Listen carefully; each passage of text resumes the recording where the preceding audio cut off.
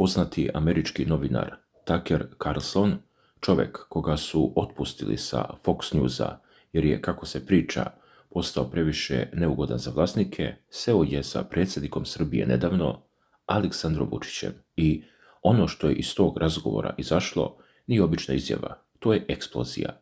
Carlson je na svom nalogu na X-u objavio kratak video i u tom videu on prenosi Vučićevu tvrdnju koja bi mogla da bude najtačnija analiza trenutnog stanja u Europi.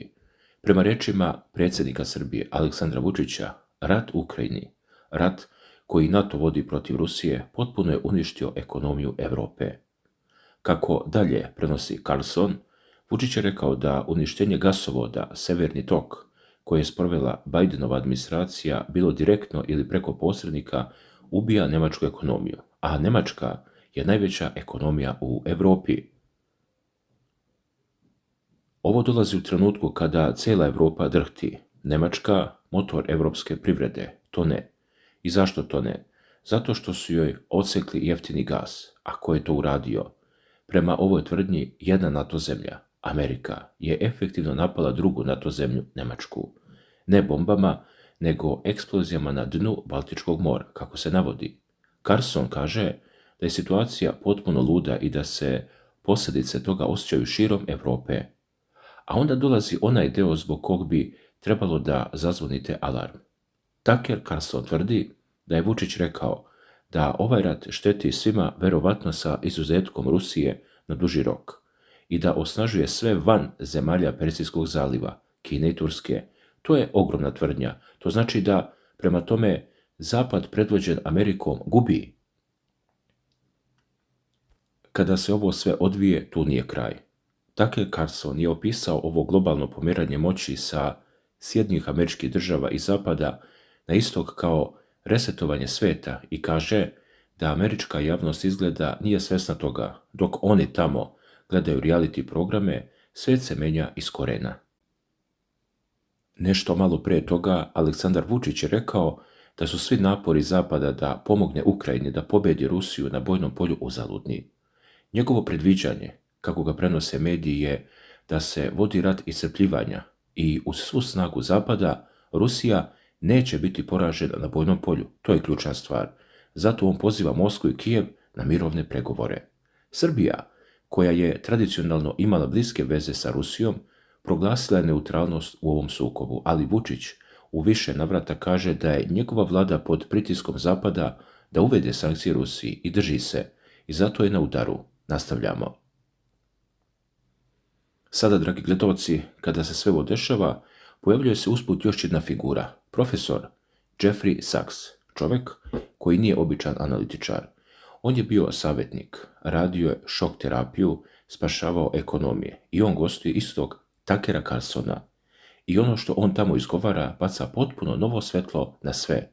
Sachs kaže nešto što na zapadu rijetko ko sme da izgovori. On kaže da je cilj NATO bombardovanja 1999. godine bio cepanje Srbije i formiranje vojne baze na Kosmetu. Ne spašavanje ugroženog stanovništva, kako se zvanično pričalo, nego vojna baza. I to ne bilo kakva baza, najveća NATO baza u jugoistočnoj Europi, Bonstil. Ovo je nevjerovatno važno, zato što Sachs ne priča na pamet. On kaže da je 78-dnevno granatiranje Beograda bila neviđena i apsolutna loša odluka i pita se zašto? Zašto se to radilo? Odgovor koji daje jasan. Balkan je bio strateški važan za SAD tokom 1990-ih.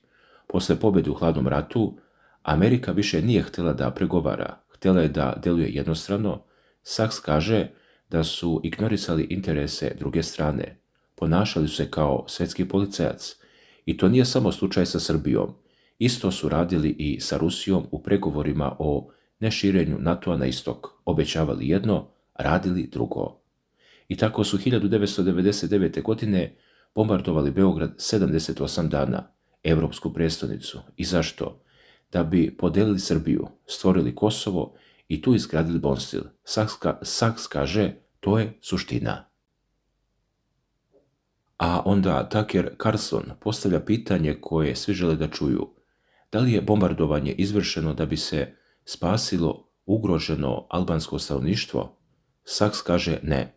Radilo se o spasavanju vojno-industrijskog kompleksa, izgradnji Bonstila, ubijanju velikog broja ljudi i uništavanju gradova. Ovo su teške optužbe, ali izgovorene od strane američkog profesora sa ozbiljnim akademskim pedigreom. I dodaje još nešto jače. On kaže, Amerika je zemlja večnog rata. Ne osvrću se. Zamislite ovo. Čovjek koji je savjetovao vlade, koji je uveo šok terapiju, koji je pokušavao da spasi Jugoslaviju 90-ih, sada kaže da je njegova zemlja glavni izvor nestabilnosti i da je sve to deo plana. U dokumentu Obnova američke odbrane iz 2000. godine, kako navodi Saks, podučena je da je Balkan novo strateško područje za SAD i zato su morale da se prebace velike trupe na Balkan. Ovo se ne uči u školama, ovo se ne priča na večernjim vestima. A sada spojimo. Vučić kaže da rat u Ukrajini uništava Evropu i da je severni tok dignut u vazduh od strane Bidenove administracije.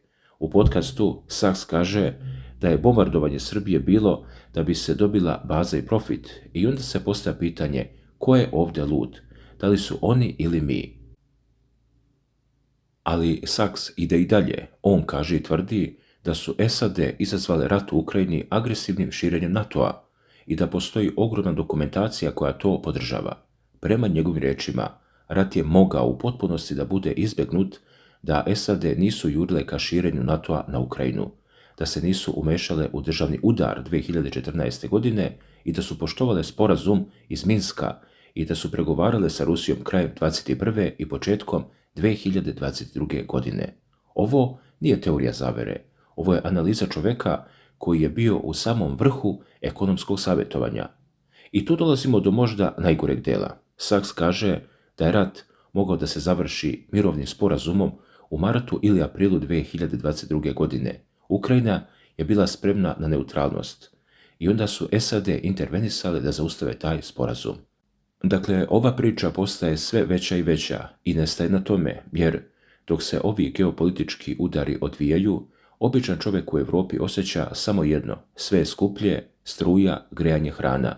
Profesor Saks u razgovoru za NIN daje ozbiljnu analizu, kaže da je ekonomski kolaps malo verovatan, ali da je sve veća ekonomska slabost verovatna i objašnjava zašto. U ratnim uslovima izuzetno je teško rješavati rastuće globalne ekonomske izazove.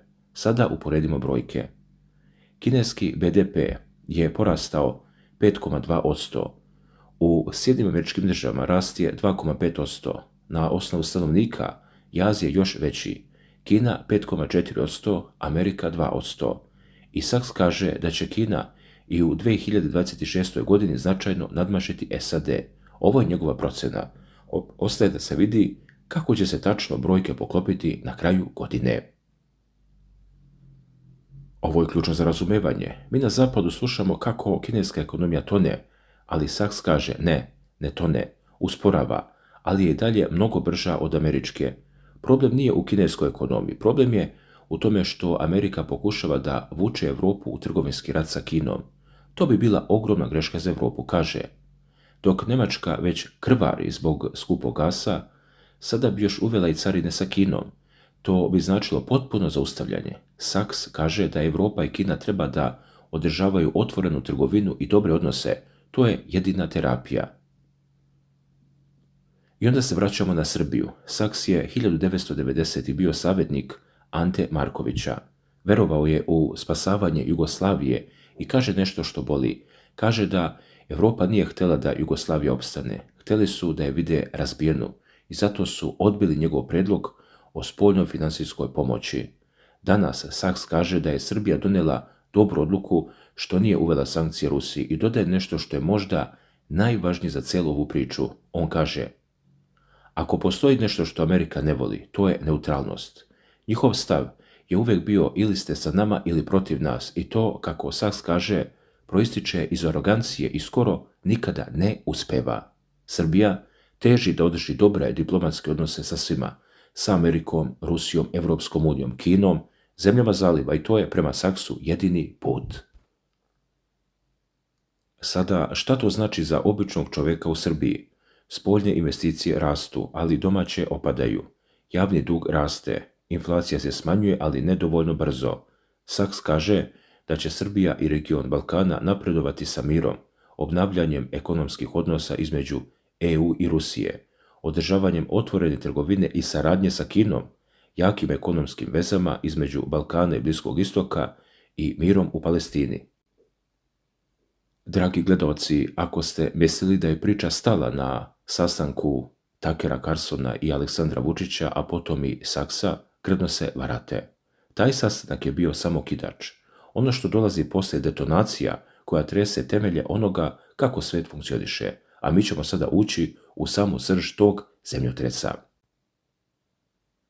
Dakle, kada je Taker Carson preneo Vučićeve reči o resetovanju sveta, većina ljudi je to čula kao još jednu frazu, ali hajde da pogledamo šta to zapravo znači na terenu u parama, u oružju i u kartama koje sada dele.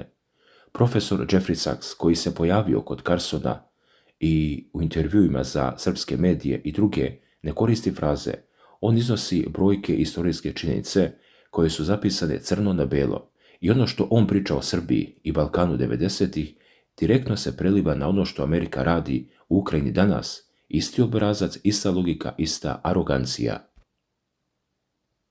Sjetite se šta je Saks rekao o bombardovanju 1999. godine. On tvrdi da to nije bilo zbog humanitarne katastrofe. Cilj je bio da se Srbija isepa i da se na Kosovu napravi najveća vojna baza u regionu, Bonstil. Ogromna vojna utvrda koja stoji i dan danas. U dokumentu Obnova američke odbrane, Saks kaže da je podvučeno da je Balkan novo strateško područje za SAD. Dakle, nije slučajno. Planirano je. Srbija je razorena da bi se napravila baza, tvrdi Saks. Sada prebacimo to na današnji dan. Ista logika. Rusija je okružena bazama.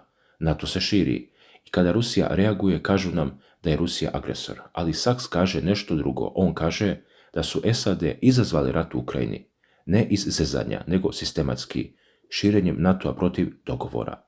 Oborili su vladu u Kijevu 2014. godine. Odbili su Minski sporazum. I kada je Rusija predložila pregovore krajem 2021. godine, Amerika je odbila da pregovara, tvrdi Saks. I, dragi gledalci, kako se vama čini cijela ova priča i analiza oko Takera Carsona i Aleksandra Vučića? Kako vam deluju njihove tvrdnje, njihova povezanost, njihovo viđenje situacije, prije svega oko Ukrajine, Kosova i Metohije, ali i svega onoga što se godinama dešava iza zatvorenih vrata? Jer ovdje više nije reč samo o jednoj izjavi, o jednom intervju, o jednom komentaru. Ovdje se otvara mnogo šira slika. Taker Carson govori jedno, Aleksandar Vučić govori drugo, ali kada se sve sabere, vidi se da između njih postoji neka ista talasna dužina. Da li je to slučajno? Da li je to politički signal? Da li je to poruka Zapadu, Istoku ili možda poruka svima nama? Tu je naravno i Jeffrey Sachs, čovjek koji godinama govori o bivšoj Jugoslaviji, o njenom raspadu, o ulozi velikih sila, o pritiscima, o interesima i o svemu onome što se nije vidjelo običnim okom. I kada njegove tvrdnje povežemo s ovim što danas gledamo u Ukrajini, ali i sa onim što se dešava na Kosovu i Metohiji, onda se postavlja jedno veliko pitanje. Da li se istorija ponavlja samo u drugom obliku? Pazi sad, ako Taker Carson otvoreno postavlja pitanja koja drugi ne smeju, ako Vučić govori o pritiscima, o Kosovu, o Ukrajini i o svjetskom poretku koji se menja, a Jeffrey Sachs godinama upozorava na ulogu velikih sila u raspadu država, onda tu više nema mnogo slučajnosti. Zato vas pitam, kako vam se čini ovaj mini pakt između Takera Carsona i Aleksandra Vučića? Šta oni to znaju? Šta vide pre drugih? Da li je nešto dogovoreno? Da li nešto dogovaraju? Da li nešto spremaju za budućnost? Ili je samo jasno čitaju ono što mnogi još ne žele da priznaju? Očigledno da su u mnogim stvarima na istoj talasnoj dužini. To se može primetiti. Ne mora niko to direktno da kaže, ali se vidi kroz poruke, kroz ton, kroz teme koje otvaraju i kroz način na koji gledaju na svet. Mi smo se potrudili da ova analiza bude dobra, detaljna i ozbiljna. Istražili smo sve navode koji se tiču ove priče, povezali smo izjave, kontekst, Kosovo i Metohiju, Ukrajinu, Jeffreya Sacksa, bivšu Jugoslaviju i sve ono što danas ponovo izlazi na površinu. Na kraju ostaje pitanje za vas. Da li ovdje gledamo samo običan politički razgovor ili se pred našim očima stvara nešto mnogo veće? Pišite mi u komentarima kako vi gledate na sve ovo. Da li Tucker Carlson i Aleksandar Vučić samo govore ono što misle ili iza svega postoji dublja poruka koju tek treba da razumemo?